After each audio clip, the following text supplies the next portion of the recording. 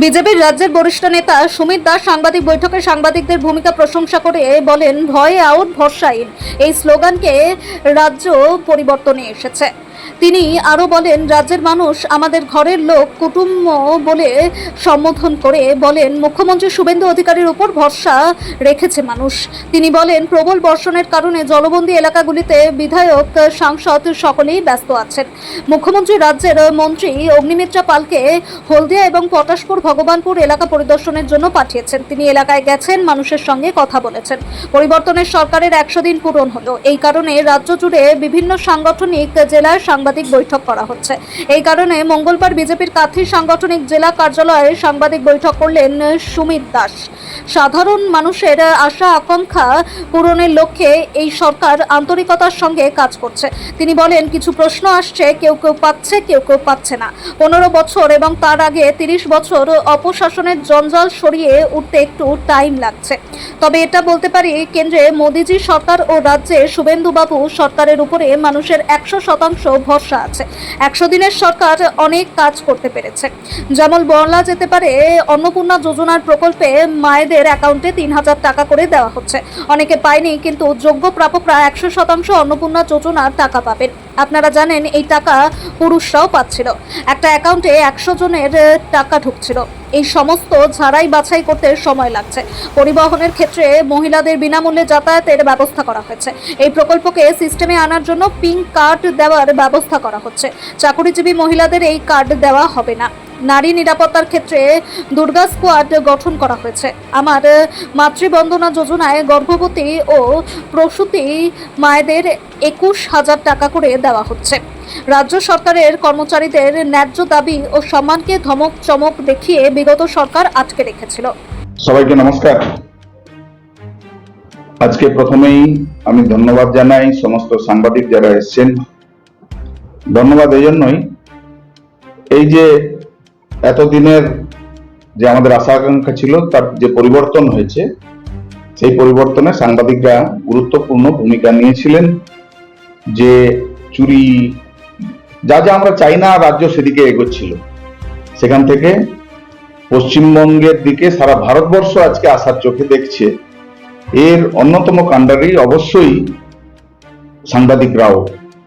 আজকে সারা পশ্চিমবঙ্গের সমস্ত জেলাতেই আমাদের সরকারের যে 100 দিন পুরো হয়েছে, সেই জন্য সব জায়গায় সাংবাদিক সম্মেলন হচ্ছে। আজকে আপনারা জানেন, গত কয়েকদিনের বর্ষা ইত্যাদির কারণে, প্রাকৃতিক দুর্যোগের কারণে সব জায়গায় যে জল দাঁড়িয়ে গেছে, জল নিকাশির ব্যবস্থা হচ্ছে। সেজন্য আমাদের সমস্ত এমএলএ, মাননীয় এমপি, তারা স্ব ক্ষেত্রে ব্যস্ত আছেন। আজকে আমাদের মাননীয় মন্ত্রী অগ্নিমিত্রা পাল দিদি, উনিও আসছেন দুটো বিধানসভায়। উনারও এর জন্য মাননীয় মুখ্যমন্ত্রী তাকে পাঠিয়েছেন, তারও কার্যক্রম আছে। তো এমএলএদের মধ্যে থেকে মাননীয় চন্দ্রশেখর মন্ডল, চন্দ্রদা, তিনি উপস্থিত আছেন। আমি কয়েকটা বিষয় এই 100 দিনে আমরা সারা পশ্চিমবঙ্গে সব জেলায় যেগুলো বলছি সেগুলো আপনাদের সামনে রাখবো।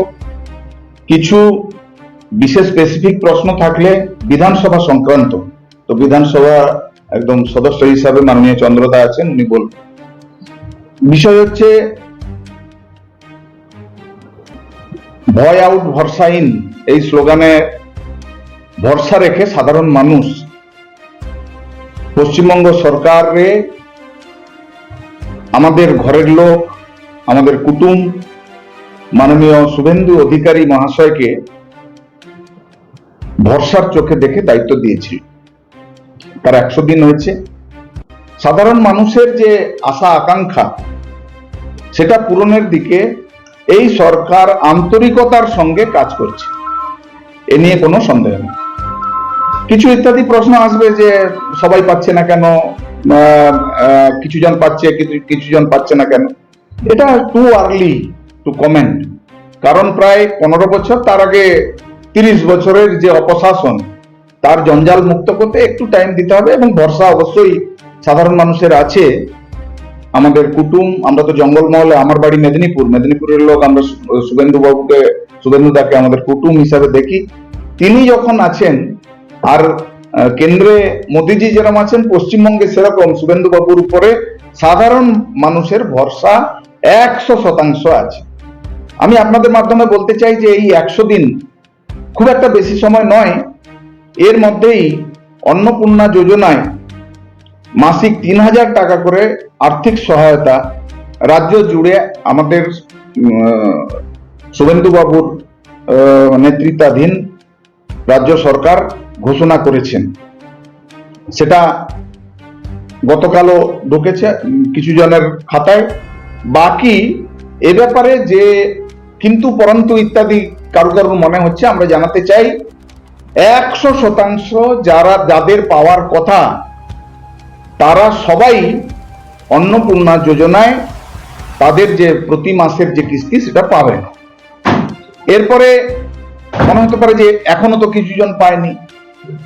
আপনারা জানেন অন্নপূর্ণা যোজনার টাকা পুরুষরাও পাচ্ছিল, মানে একটা অ্যাকাউন্টে 100 জনের টাকা ঢুকছিল, ইত্যাদি ইত্যাদি যে বেনিয়ম চলছিল সেগুলোকে ঠিক করে করার জন্যই এই টাইম। কিন্তু যতজন এলিজিবল পাওয়ার যোগ্য সবাই এই অন্নপূর্ণা যোজনার টাকা পাবেন। আমাদের বিনামূল্যে যাতায়াতের কথা আমাদের সরকার ঘোষণা করেছিল। বিনামূল্যে যাতায়াত প্রতীকী রূপে আমরা স্টার্টও করেছি। তারপরে আমরা একটা সিস্টেমে এটাকে আনতে চাইছি যে পিঙ্ক কার্ড সবাইকে দেওয়া হবে। পিঙ্ক কার্ড কারা পাবেন সেটাও ক্লিয়ার আছে, যারা চাকরি করে না তারা সবাই মহিলারা পিঙ্ক কার্ড পাবেন, আর পিঙ্ক কার্ডের মাধ্যমে তারা বিনা পয়সায় বিনামূল্যে যাতায়াত করতে পারবেন। নারী নিরাপত্তার জন্য দুর্গা সুরক্ষা স্কোয়াড হয়েছে। মাতৃবন্দনা যোজনায় গর্ভবতী এবং প্রসূতি মায়েদের 21,000 টাকা করে দেওয়া হচ্ছে। নারী সুরক্ষাকে এই 100 দিনে আমাদের সরকার প্রাথমিকতা দিয়ে সর্বাধিক গুরুত্ব দিয়ে নারী সুরক্ষার বিষয়টা দেখছেন। বহুদিন ধরে সরকারি কর্মচারীরা তাদের দাবি দেওয়া, যেটা মানে নীতিগতভাবে একদম ঠিক, আগের সরকার যাকে গায়ের জোরে ধমক চমক অপমান করে যাকে আটকে রেখেছিল, তাদেরও যে আন্দোলন ছিল ডিএ আগামী 1 অক্টোবর থেকে 20% বৃদ্ধি পাচ্ছে। 20%। কিছুদিনের মধ্যে অগ্রণী যে রাজ্য যেখানে ডিএ সঙ্গে সমস্ত অগ্রণী রাজ্যের সঙ্গে পশ্চিমবঙ্গ এই সরকারি কর্মচারীদের ডিএ সঠিকভাবে সম্মানজনকভাবে দেবে। ডিএ কোনো অনুদান নয়, এটা সম্মান, যে আর্থিক মানির যে রিভ্যালুয়েশন হচ্ছে সেই তার উপর ভিত্তি করে দেওয়া হয়। এটা সরকারি কর্মচারীরা শুধু ডিএ পাবেন নয়, সম্মানের সঙ্গে স্ব ক্ষেত্রে কাজ করার অধিকারও পাবেন, যেটা বিগত সরকারের সময় হারিয়েছিলেন।